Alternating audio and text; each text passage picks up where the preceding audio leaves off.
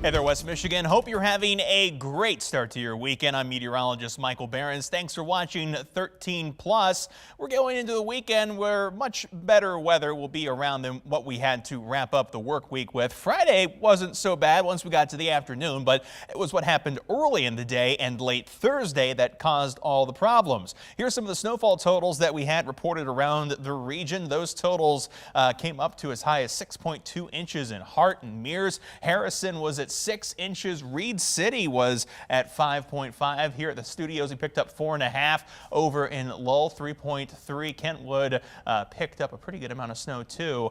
North Muskegon at 4.2. Pretty decent snowfall reports from all around West Michigan. Of course, the end of the day was a very different matter from the start. Kale took this picture in North Muskegon where beautiful sunset was over on the lake shore as the clouds started to break. We're going to see a pretty quiet start to the weekend as we head toward your Saturday, warmer as well. Of course, if you have any weather reports or photos you want to share, you can send them to me on social media. Meteorologist Michael Behrens on Facebook and at Mike Behrens WX on Twitter and on Instagram. Your temperatures on Friday hit a high of 27 in Grand Rapids, Muskegon as well, 26 in Holland. Should be around 34 this time of the year. That temperature below average, but right on target with forecast. Told you 27, hit 27.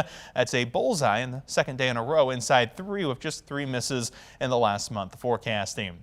The temperatures for the weekend will be warmer. That's why 13 Weather Ball is lit up in red as warmer weather is ahead. View of the 13 Weather Ball sponsored by Countryside Greenhouse of Allendale. As of about 9:50, temperatures had fallen into the teens for several spots. 18 in Fremont, 21 still in Grand Rapids. Wind chill single digits at times. Winds will continue to remain a little breezy through the overnight hours, mostly around 5 to 15. But the good news is we're already starting to see that shift to a more southwesterly flow as of, again, 9:50. But that means temperatures will be going up as we head throughout the overnight. So where we're at now, pretty much about the lowest point of the evening. We'll continue a warming trend through sunrise with mostly clear skies overnight. Partly cloudy through the day tomorrow with mid to upper 30s for the highs. Expect temperature to reach up to around 39 on Saturday. We'll be into the 40s on Sunday, though we may start the day with an isolated sprinkle or snowflake around. It won't really impact the enjoyment of that warmer temperature Sunday afternoon.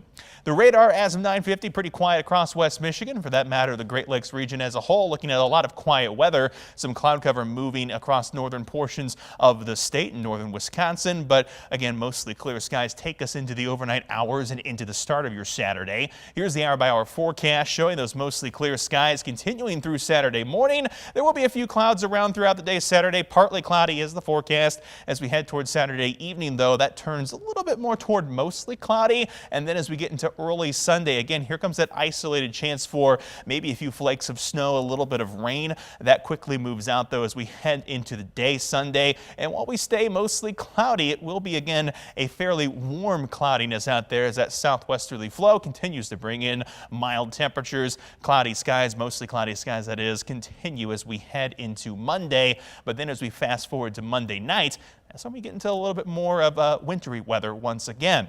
Here's Monday evening. You can see the snow out to the west. This pushes in as we head into the overnight hours Monday and early Tuesday. Quick round of snow and some wintry mix may cause some slipperiness to the morning commute Tuesday, but it's gone by Tuesday afternoon. We repeat this pattern as we head into Tuesday night. This time, though, all snow. Snow comes through as we head into early Wednesday. Again, may prove a little tricky for the morning commute, but what we're really going to have to watch is what comes Wednesday night and into Thursday.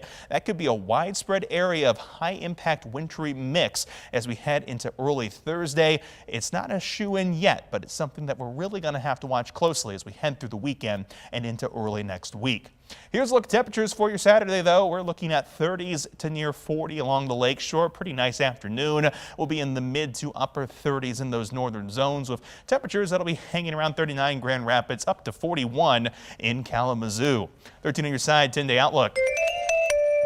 30s for Saturday, and again those 40s come in on Sunday with that small isolated sprinkle and flurry chance as we head into President's Day. Temperatures will fall. Wintry weather overnight Monday and Tuesday, and then possibly that higher impact system Wednesday into Thursday. Temperatures close out next week in the 20s, warming back to slightly above average by the end of the forecast.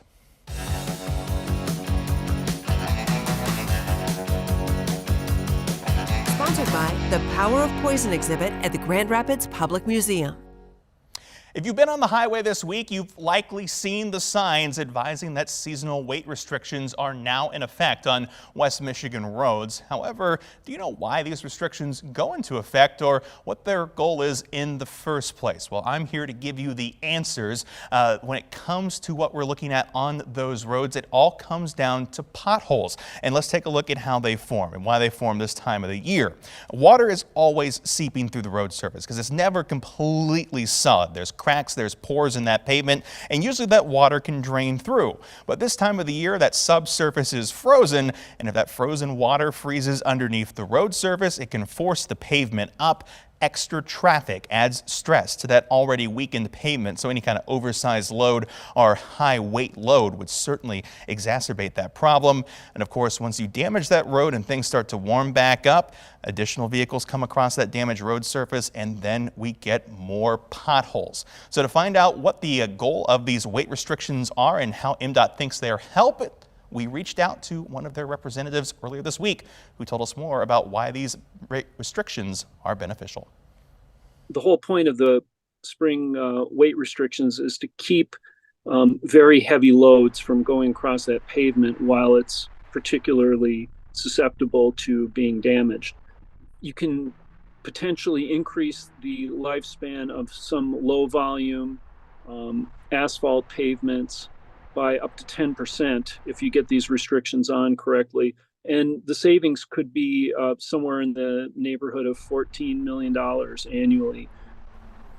Now, those weight restrictions did come on early this year. That's because the thawing has already started to happen. Look at those soil temperatures already into the mid and even upper 30s. The weight restrictions will stay in place until the thawing is done. Of course, if we get any late season cold snaps, that thawing process may take a little bit longer for the restrictions to be removed.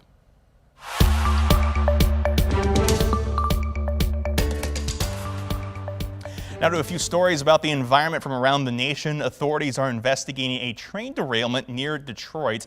Aerial views of the scene show several train cars off the tracks. This happened yesterday in Van Buren Township. No one was hurt, and authorities say there is no evidence that hazardous materials spilled during the incident. The accident is still under investigation. Now, that train was operated by Norfolk Southern, who also owned the train that derailed in East Palestine, Ohio 2 weeks ago, spilling toxic vinyl chloride.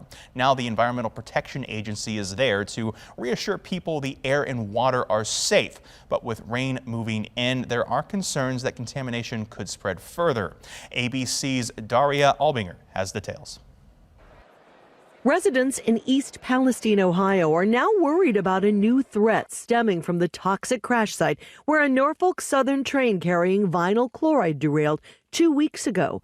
Concerns heavy rain could spread contamination. We should not have been let back into town until all of this was done. The slow-moving chemical plume from a controlled burn at the site is expected to drift into West Virginia, but the EPA says the contaminants are well below the 560 parts per billion the CDC considers hazardous. The water, we are not showing any evidence of any contaminants. The EPA is trying to reassure residents the air and water are now safe. The state of Ohio and EPA are working hand in hand, and if we say that the water is safe and the air is safe, we believe it because we've tested it and the data shows it. Ohio's governor calling for additional resources from the federal government.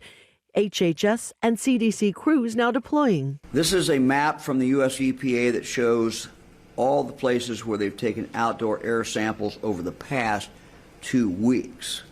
Again, the experts tell me that these monitors are coming back clean. The number of toxic train derailments nationwide has been declining in recent years. Rail carriers have been involved in more than 13,000 hazardous material incidents since 2002. Norfolk Southern involved in 1,530 of them, 116 classified as serious, including a 2005 derailment in South Carolina that released toxic chlorine gas. 9 people were killed. Daria Albinger, ABC News, New York. The CEO of Norfolk Southern has issued a statement saying the company will not walk away from East Palestine, saying the company will be there as long as it takes to ensure safety and help East Palestine recover and thrive.